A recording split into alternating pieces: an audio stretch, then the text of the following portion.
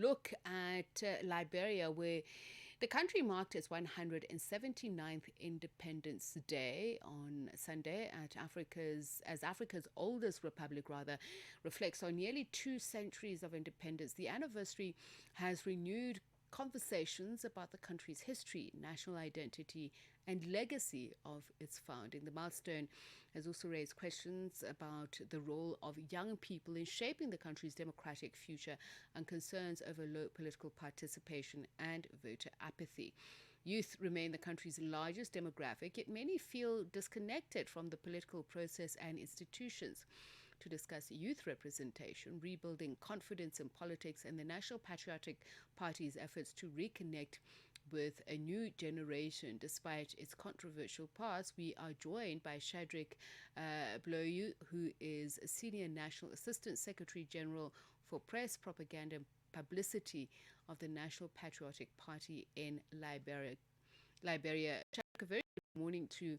Thank you so much for speaking to us. How would you, as a member of the party, and indeed what you have seen in terms of data, characterize not only Liberia after 179 years, but the role of the youth in shaping it? Thank you. Good morning. Good morning, South Africa. Good morning, Africa. I'm grateful to be here.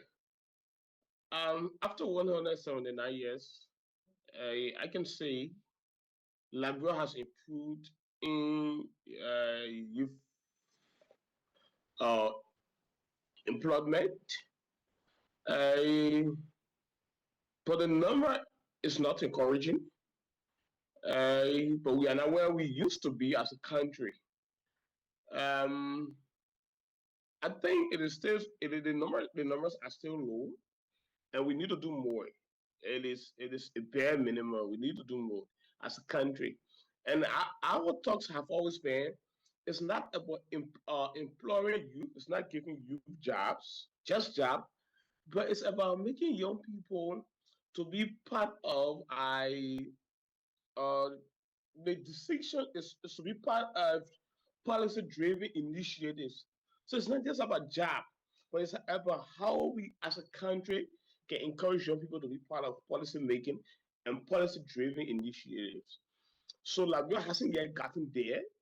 The last time we checked, Liberia has a population of over 65% young people, 65% young people, and you will not be able to check like 2% into uh, being employed. You know, our large number of employment is the public sector, the government in Liberia. Like other country, it is the private sector. In Liberia, is the public sector that is a large, that brings huge employment, and not everyone fits into the government. So as a result of that, you cannot count over 3% young people in the government and being employed. What would you say, and beyond the natural mineral resources, is Liberia failing to do in terms of leveraging its demographic dividend of the youth? Because, as you say, uh, the issue around employment, the better economic prospects of young people is something that for these centuries Liberia has not yet been able to realize. What have been the greatest, barriers? So, it's leadership. We have not had, Liberia hasn't had the leader that we have that political will to maintain, sustain its natural resources. At the end of that, all of our natural resources have been taken away by foreigners. So,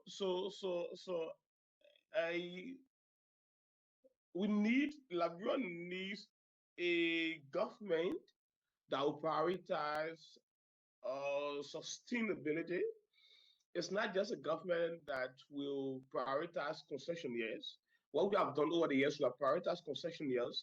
They come into the country, you give them the mineral, they take it away. So there is no factory, there is no manufacturing factory in Liberia We are not processing in Liberia. So what we do in Liberia, we just extract. They come and take the raw material and carry out of the country.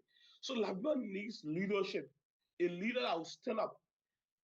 Like Taylor in 2002 or in 2000, former Charles Taylor brought in a company in Liberia called the OTC. While it is true, many Liberians are not employed at OTC mining company, but many were employed at the processing company. So you have OTC processing and you have the mining. Unlike now, we do not have that. Yeah, what we have now is only become and extract the raw materials. So what we are lacking is leadership, political will as a country. So MPP in the opposition at the moment, and I'm wondering because consultation is not the same as representation. So, what do Yeah. you think your policies are reflecting in terms of dealing with those problems? And I'm looking particularly at structural economic change because all across Africa, as you mentioned, um, particularly beneficiation, these are just some of the challenges that are being paid lip service to. They're often raised, but there's no actual change. What is the National Patriotic Party offering to encourage not only greater youth participation and elections, but actual governance, that they are at the forefront of creating policy and implementing it, even in opposition? Yeah. So even in opposition, we have encouraged youth participation. We have managed to have most of our legislators on our party ticket as very young people. The numbers are not encouraging. We have six lawmakers on our packet, on our party tickets representing different constituents. So out of the six, we got four persons that are very much young people. What we try to do is we try to recruit young people to go into parliaments. With that, they make better decisions. So since we are in opposition, we cannot take certain decisions as a party. The best way we can manage is to have young people recruit young people with like minds, educate young people. Like we have always said at the levels of the MPP, it's not just about young people.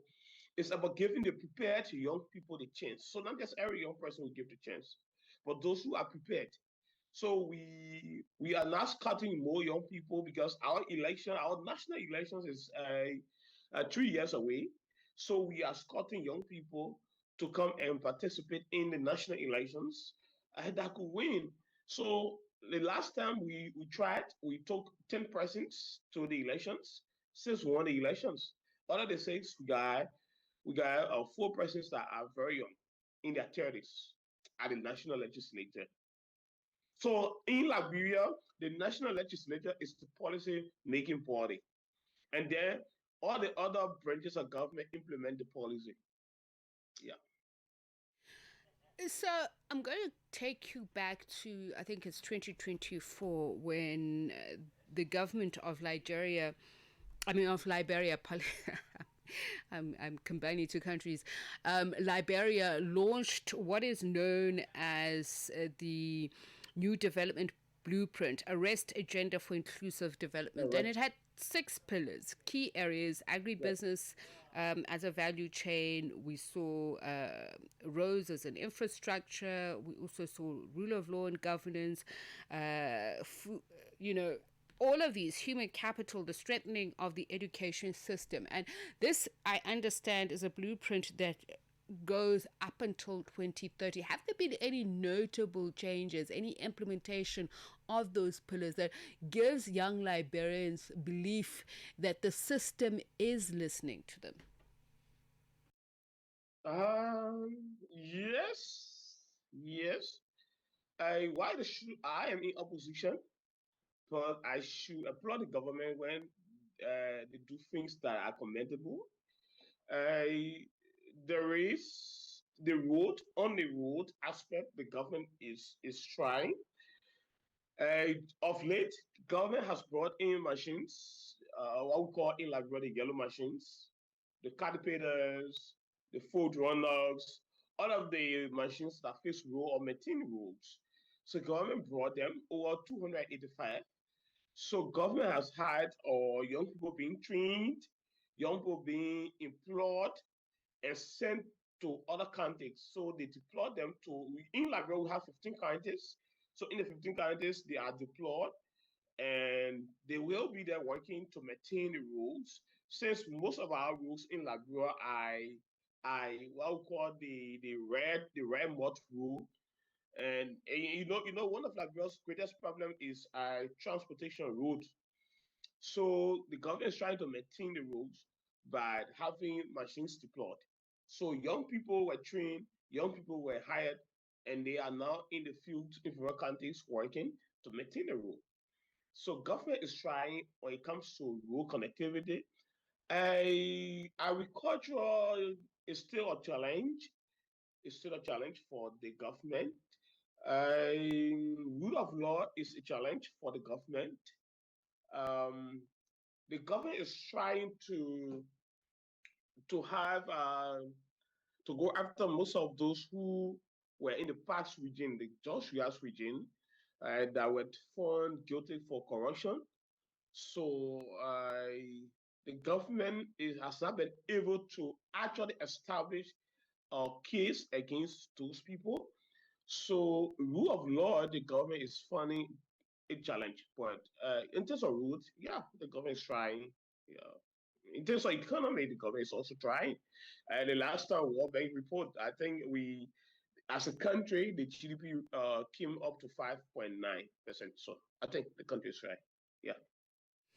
From rule of law to conflict, the MPP, I mean, remains very closely associated with former President Charles Taylor's history, his ethos, and you can correct me if I'm wrong, but I am actually Yeah. zeroing in on this fact, what this government has done, and that Yeah. includes the NAPYPS. So it's a comprehensive strategic framework that is meant to deal with what is known as Zogo. So young people who are involved in conflict and trying to rehabilitate them into communities. Tell me a little bit more about this. How does this work? And if you could just also reflect back on does NPP have people who are categorized as Zogos? How has that plan worked out for them? Well, yes, in fact, I will say Sogos, um, I could say Sogos started with the MPP because the MPP came right after 14 years of civil crisis. So, so we had young people who went to the war, who were not prepared. They took out guns, So most of them they were into drugs. So after the war, that was one of our greatest challenges to try to rehabilitate those young people who took arms against their own neighbors, against their family, to bring them back to the society. It became a very difficult issue. MPP didn't solve that problem. Then came Madame Solip. She also didn't solve that problem. Uh, George Ria came after. He also didn't solve that problem. He tried by establishing rehabilitation centers, larger ones across the country, but he still didn't solve that problem. Then came this government. This government hasn't solved that problem. In fact, it is one of the major challenges of this government because in this time we are seeing the influx of jobs, a very large influx of jobs into the country. Just 2 3 days ago, over 370 million worth of jobs was arrested. So the issue about Zogos, it has not been solved in Liberia. But what has happened is we have not seen uh, many of them on the street like before. So some of them now they are not into holdings cells. Some of them are in the communities, but they are no longer on the main roads. They used to be on the roads, on the streets, but no, they are not. But again, it's a challenge to the government. It's a challenge to the people of Liberia. And you mentioned Madame Ellen Johnson Sirleaf. She stepped down, I think, not so long ago, just in terms of the period. It was it in June, July? But the reason I mentioned this, because if we're going back historically and looking at individual leadership, we're talking 2 centuries, and how Liberia itself was conceptualized, and what it is understood to be today. I want to understand, has there been a common understanding, reconciliation, a rebuilding of trust in the same vein through the various political leaders that have been at the helm of Liberia, that help create a political system that represents all? And I'm talking about her in particular because you mentioned her, and also she stepped down just right about this time in history, I think. Not obviously the year, several years ago, but it's the period is almost the same. Yeah. So, Madam Salih left the presidency in January 2018, and there was an election held in 2017 that brought George Weah. Inaugurations were held in 2018 January. On the issue of reconciliation, it is again one of Liberia's greatest challenges, especially this government. And there has been no genuine reconciliation. The government has been formed based on political patronage. When you support Mr. X, you get job. So it's not a holistic fight as a country. It is a patronage.